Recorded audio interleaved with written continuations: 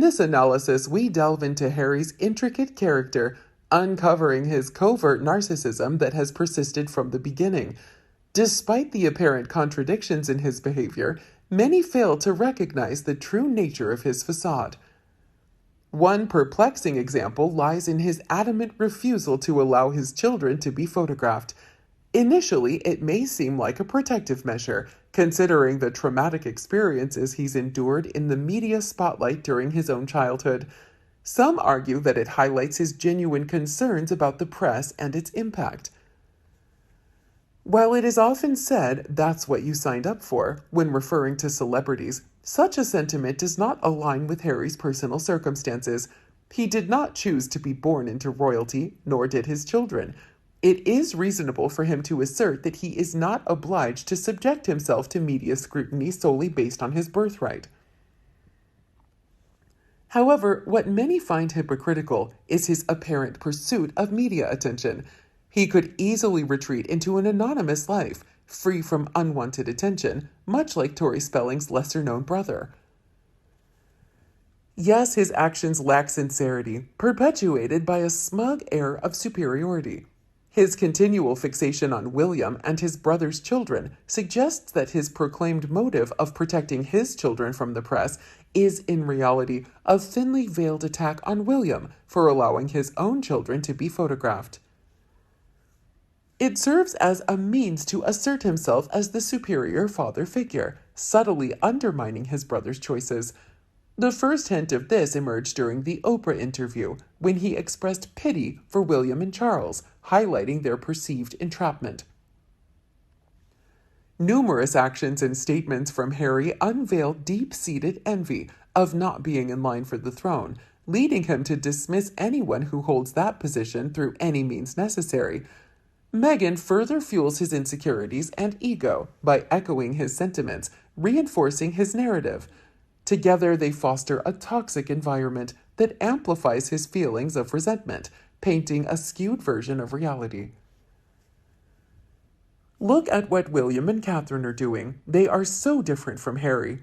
William allows his children to be photographed in private by Catherine. That was the deal they made with the media, who demanded and clamored for access to the next generation. Catherine had to get some training, but she's perfectly capable of operating a camera in portrait mode and taking a good picture. That's why we see their kids in official posts. William does not permit the Paps to just stalk the kids the way he and Harry were stalked with their mother. And clearly his kids probably have a fun Playmobil-like setup where they can pretend and play what it's like to work for a crowd, meeting the new king and queen, meet her Majesty the late queen, etc. We have seen Charlotte keeping George in line with respect to behavior and protocol, telling him to do this when certain things happen. So William did not blindside his children the way William and Harry were blindsided. They knew what could happen, unlike Diana, who had no idea of the loathsome depths to which Paps would go, and learned only too late what vile creatures many of them are. William and Catherine thus tried a different tack on things, and so far it's working. Harry was not in any way properly trained to deal with the Paps, as the British royal family was completely blindsided by how Diana's superstardom would erupt on the public stage. That wasn't Diana's fault, but the lack of preparation for this unforeseeable event damaged Harry more than when Diana died. Harry is of course no longer third person. He's number 5 now. He's relieved of his sparedom. What does he want to do with his newfound freedom? And could he just go do that and leave the rest of us out of it? And take that Meghan away with him. I'd like to see him visit Antarctica and stay there for a few seasons. He can be Emperor of the Penguins, and she can be Empress Penguin. William's kids and Harry's kids are in completely different situations. William's kids will never be able to have anonymous lives, so there is no point in hiding what they look like. The number of photos revealed is about right enough that the public can have visibility, but not too much that it affects their lives. The key issue is that the photos are carefully controlled in how, when, where, and by whom they are taken. Most photos are taken by their mother in happy family situations. Harry's kids could expect to have completely anonymous lives if they wanted, going to school and university, choosing their careers, and living lives completely free of royalty or celebrity.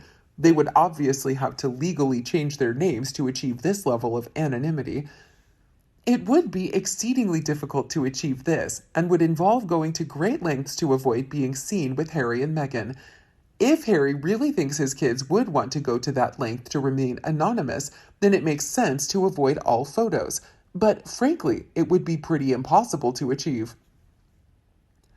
I have often felt that if Harry really wanted a completely anonymous private life, he could get a bit of plastic surgery to alter his appearance, change his name, move somewhere quiet, and fade into obscurity.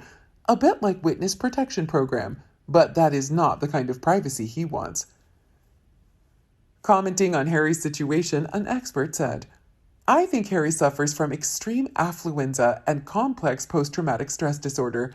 He is competing with Charles and William because he views Charles as responsible for his obsessive mother's death, and he's extremely jealous of her publicly declared love for William."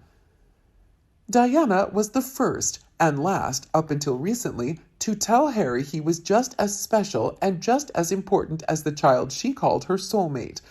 I think Charles adores Harry, but he never blew that type of smoke up his ass. It sounds like Diana was telling him the crown was equally his birthright as it was William's, and when she died, he had to face the music. That simply was never going to be true. Then, on top of that, he was the sad little boy behind the coffin. He was never told no again, and everyone around him helped him get away with whatever he wanted. So, what went from a little boy acting out in grief after his mother's death turned into a full-blown personality. Then he meets Meghan, who blows Diana's scented smoke back up his ass and, possibly, plies him with mood-altering substances to make it easier. I also believe Meghan's seemingly perfect knowledge of Wallis Simpson may be coming into play here. She may be telling Harry that if he can just convince the public that William is unfit, then it will be his crown, as William will have to step down, just like the Wallis fiasco abdication. What do you think about how Harry always hides his children from the media? Is his behavior protecting his children? Let us know your thoughts below in the comment section. We hope you found this video helpful. Don't forget to leave a like, share, and subscribe to the channel if you like it. Thank you for watching this newsletter. See you in the next videos. Goodbye.